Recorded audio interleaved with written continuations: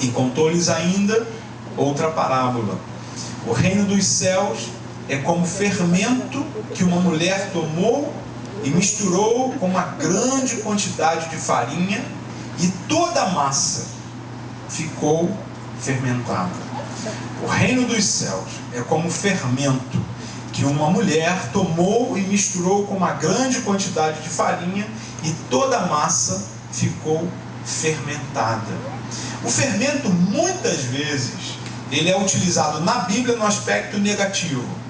Aqui ele tem o aspecto positivo. Aliás, quando a gente vai estudar, refletir sobre uma parábola, não é saudável que a gente pegue detalhes da parábola, porque a parábola tem um ensinamento, e é o ensinamento que você deve buscar. Então o fermento aqui ele é positivo, mas quando Jesus fala do fermento dos fariseus, ele é negativo. O que a gente precisa perceber aqui, e eu acho que isso é central para todos nós, é que o fermento ele se mistura com a massa, e a massa vai ter uma influência desse fermento. A relação massa-fermento ela é desigual no aspecto quantitativo. Jesus disse aqui, uma mulher pegou um pouquinho de fermento e tinha uma boa quantidade de massa, e com a mistura a massa foi fermentada. E ele disse que isso é o reino de Deus. O reino de Deus tem a ver com essa mistura. E você e eu somos fermentos.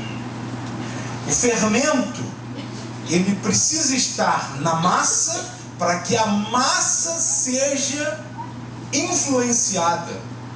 Para que a massa seja fermentada, é absolutamente necessário esse contato fermento-massa. O que eu vivo e o que nós vivemos, Elise e eu, lá no Senegal, é exatamente isso. É uma relação desigual, quantitativa. É um país pequeno, com aproximadamente 12 milhões de habitantes, e desses 92% muçulmanos. É uma relação desigual quantitativa, sim. Quando eu passo nas mesquitas às 2 horas da tarde, na sexta-feira, que seria para nós o domingo, é uma quantidade que você não faz a menor ideia, porque a gente não tem nem paralelo aqui. Quando a gente passa nas mesquitas, sexta-feira, 2 horas da tarde, é um número tão grande, que a impressão que dá é que a gente não tem muito a fazer. Mas eu me lembro, e tem a ver com a pergunta que eu te fiz, eu me lembro, aqui no Rio, da época que eu estava, por exemplo, no 2º grau, onde a relação na minha sala de aula também era desigual. Eu, crente, servo de Jesus, no meio de uma turma, não lembro se de 30, 40, e tínhamos eu, Joelma e Otávio, 3. Relação desigual. Quando eu fui fazer o pré-vestibular, presente de Deus para mim, pelo meu pai, nasci num lar pobre, nasci lá no Morro da Mangueira, não tinha condições de fazer medicina, muito menos numa faculdade pública, onde eu fiz, na Unirio, e conversei com o papai para que ele pudesse me ajudar a estudar, para então fazer aquilo que eu entendia que era sonho de Deus para mim, de ser um médico missionário. E eu fui então estudar lá no Baiense, em Madureira, não sei quantos conhecem. Lá, a relação era desigual. Éramos poucos os cristãos. Eu lembro-me, nós estávamos numa aula de francês, já naquela época eu já tinha uma paixão pelo francês, e isso culminou lá no Senegal, porque a língua oficial do Senegal é o francês. E eu estava lá numa aula de francês, e o professor Altair, ele fez uma colocação sobre Gênesis. Ele disse, porque está escrito na Bíblia, façamos o homem à nossa imagem e semelhança.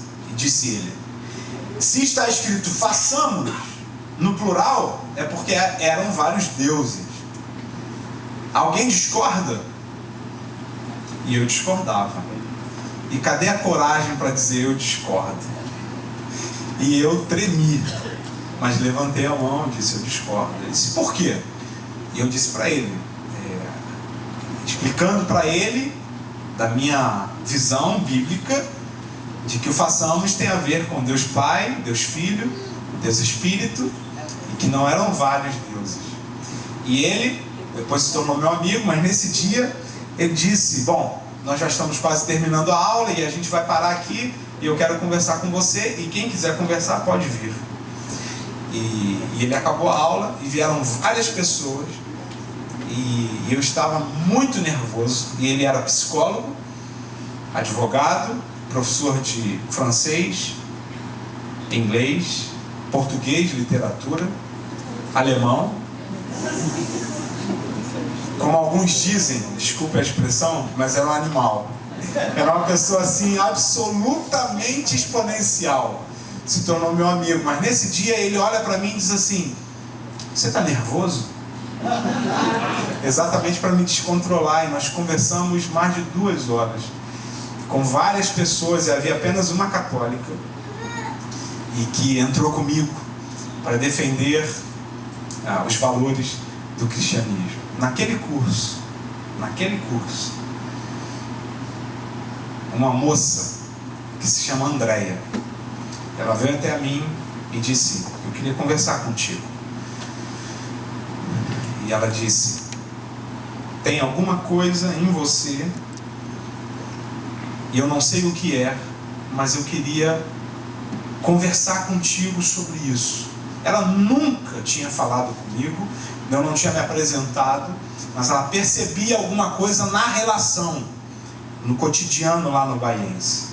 E eu disse para ela, bom, eu não sei do que você está falando, cheguei a suspeitar até de uma cantada, mas depois eu percebi que não era, e eu disse, olha, eu sou cristão, eu amo a Deus, e partilhei algumas coisas para ela, e ela disse, então é isso. Ela mostrou o braço, ela disse, eu tenho buscado a Deus, eu estou no candomblé, eu fiz cabeça e aqui estão algumas marcas e eu preciso desse Deus que você está falando. Eu convidei então a Andréia para ir lá no clube bíblico e ela foi no clube bíblico e a Andréia se rendeu aos pés do Senhor. Hoje é uma serva, bom, tem muitos anos que eu não a vejo, mas é um pouco isso que eu queria dividir com você hoje. Não é o Senegal que me fez ser missionário. Não é o Senegal que me fez ser fermento. Eu tenho dito isso lá no Senegal para essa pequena igreja. Aquele que está em Cristo, aquele que é discípulo, essencialmente ele é um missionário.